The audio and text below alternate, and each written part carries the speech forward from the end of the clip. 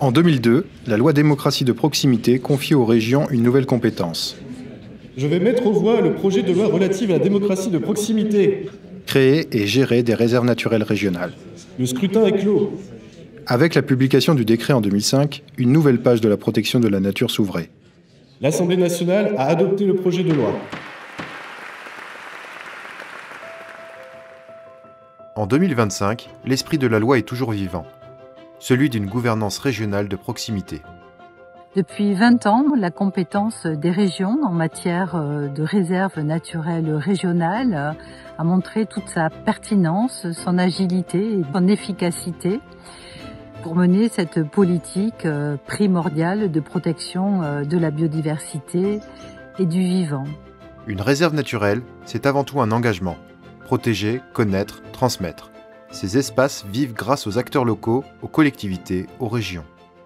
Ensemble, ils font le choix du long terme. J'inaugurais une réserve naturelle régionale, en plein cœur de la Corrèze. Plus de 200 hectares, au pied d'un lieu magique qui s'appelle les Tours de Merle. Un paysage sur les rochers de 7 tours médiévales. Partout en région, élus, gestionnaires, associations et habitants font des réserves naturelles un outil concret au service des territoires. Ensemble, ces acteurs décident, expérimentent, avancent. Pour la création des réserves naturelles, la région a souhaité un travail préalable en amont de concertation et de co-construction avec les acteurs du territoire. D'abord les propriétaires, qui sont les premiers concernés, sans lesquels rien n'est possible. Ensuite avec l'agriculture, qui est un secteur clé pour la mise en œuvre des plans de gestion. Et puis bien sûr avec les communes concernées. Tout ce travail d'amont vaut pour établir la feuille de route que nous construisons avec eux, le plan de gestion que nous arrêtons pour ces réserves. Et bien évidemment, cette co-construction doit participer à développer de l'appartenance, de la fierté, de la participation. Et encore une fois, il ne s'agit pas d'un site à mettre sous cloche, bien au contraire. Ce n'est pas non plus un site ouvert au grand large, mais c'est un site qui doit s'inscrire dans un projet de territoire. C'est un élément clé d'un projet de territoire pour les communes. Cette co-construction fait la force du réseau des réserves naturelles. Tourisme vert, agriculture durable, pêche responsable, les réserves naturelles dynamisent l'économie locale tout en la rendant plus résiliente. Pour moi, l'effet réserve, ça amène un surplus de poissons quand même dans la zone alentour et ça peut être que bénéfique. Justement, ça pérennise notre activité pour les prochaines années, pour les nouveaux pêcheurs, aussi bien pour la pêche que pour les autres activités nautiques. On a un très très bon rapport avec les équipes de la réserve et on est très proche, aussi bien dans les activités que dans tous les problèmes qui peuvent survenir entre la pêche et dans la pêche ou avec les autres acteurs nautiques. Préserver, oui, mais aussi transmettre. Les réserves naturelles deviennent des lieux d'apprentissage où se cultive la curiosité, le respect et la passion du vivant.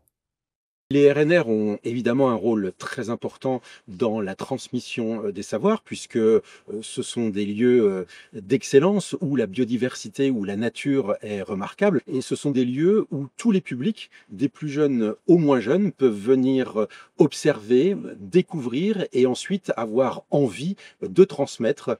D'abord, cette idée que la nature est magnifique et ensuite qu'il est indispensable de la protéger. Alors ici, on a un projet qui s'est concrétisé, où de nombreux habitants ont participé. On a réalisé il y a quelques mois une fresque sur le lavoir communal de Senon, qui a été fait avec un graffeur local et auquel des jeunes des villages alentours ont participé, avec l'aide donc de la commune de Senon et de la communauté de communes. Ça a été vraiment une réussite pour le territoire, pour les habitants, pour intégrer en fait l'enjeu de la réserve naturelle au territoire. Et quand la nature retrouve sa place, c'est tout un territoire qui respire et se réinvente. Aujourd'hui, il y a de la fierté d'avoir cette réserve naturelle. Au niveau du tourisme, on peut remarquer que les gens qui viennent sur le secteur sont des passionnés. Et notre réserve naturelle a une renommée nationale, je dirais même internationale du point de vue des oiseaux. Au-delà de leur rôle écologique, les réserves naturelles sont une richesse collective. Elles créent de la valeur pour les territoires. Une étude a été menée sur 10 réserves naturelles en Nouvelle-Aquitaine afin de montrer les nombreux services que ces réserves rapportent à la société et à leur territoire. Alors ces services, ils ont été estimés à près de 9 millions d'euros par an, ce qui est très important.